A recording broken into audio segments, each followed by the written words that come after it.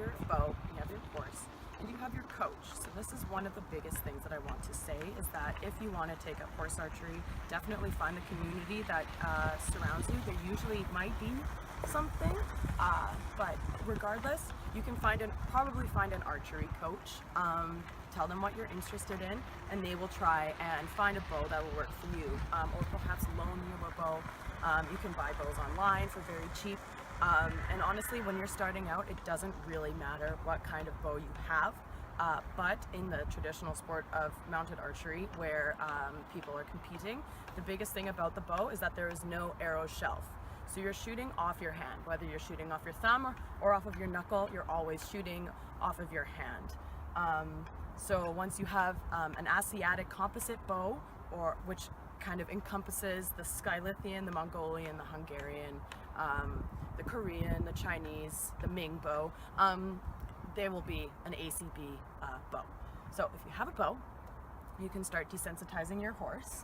And this is just a very easy kind of thing to do. You invite the horse to smell the bow below its face first, a nice low, non-confrontational position, and let the horse smell just like she is. Blood, sweat, and tears, sweetie. And then I kind of keep it down low to the ground in front of her.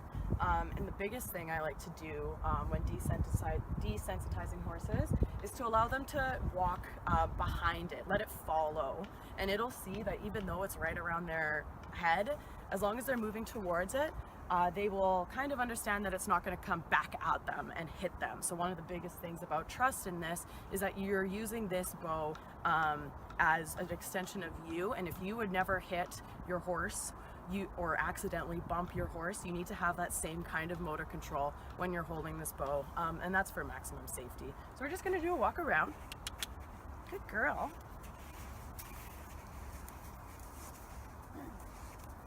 And if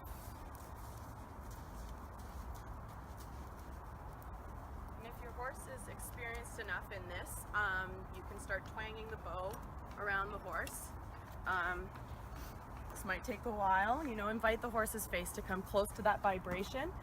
This is not the same kind of heaviness that happens when you are shooting an arrow off of your horse. I'm injured right now, so this is why I'm here with her, not riding, doing this video for you.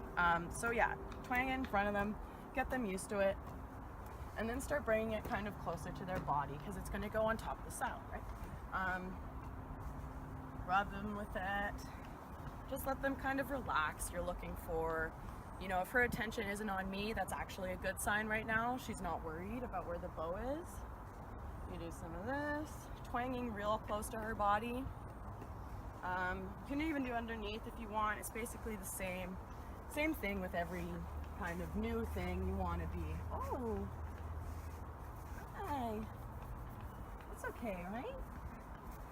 You want to be kind of helping them relax. Give them some scratches. If you do that, so this is another big one, twanging the bow right above the horse will help.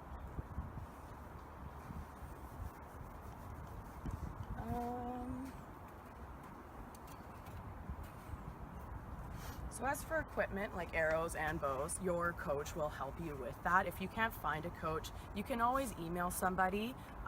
Lots of people are happy to spread the sport, and so it's really important that when you're buying your first equipment, you can kind of ballpark it, and you can expect to be upgrading your equipment to something more specialized once you get more into the sport.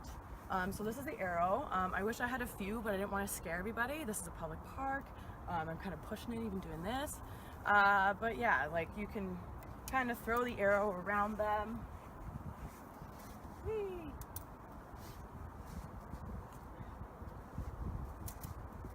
And she's pretty good about it. So I'm gonna go ahead and actually get on her and walk around with the bow in my hand and kind of demonstrate what it looks like when you're finally mounted.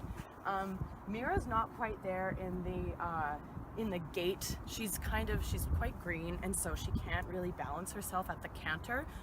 So that's also a really important thing that I should add, is that you should have a very nice, well-trained, balanced horse. Like a lesson horse would be excellent for mounted archery.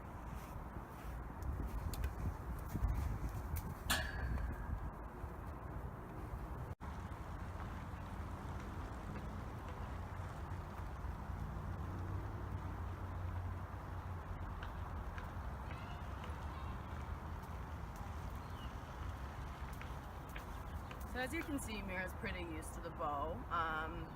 Having her stopped and sitting like this is pretty nice. So we're just gonna do that for a while. And then when you're on the horse, I mean, this also works when you're on the ground, is to practice your draw, Mira. And that's, okay, yeah.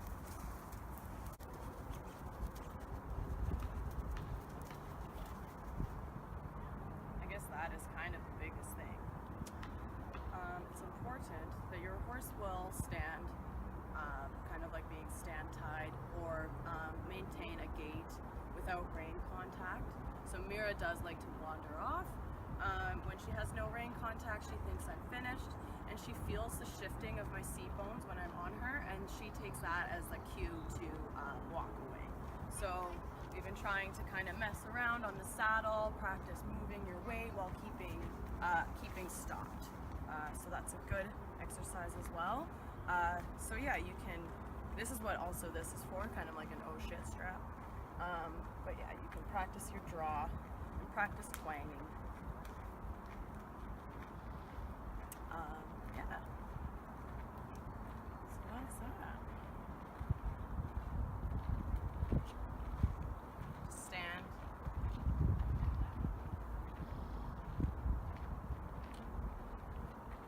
A lot of archers will knot their reins.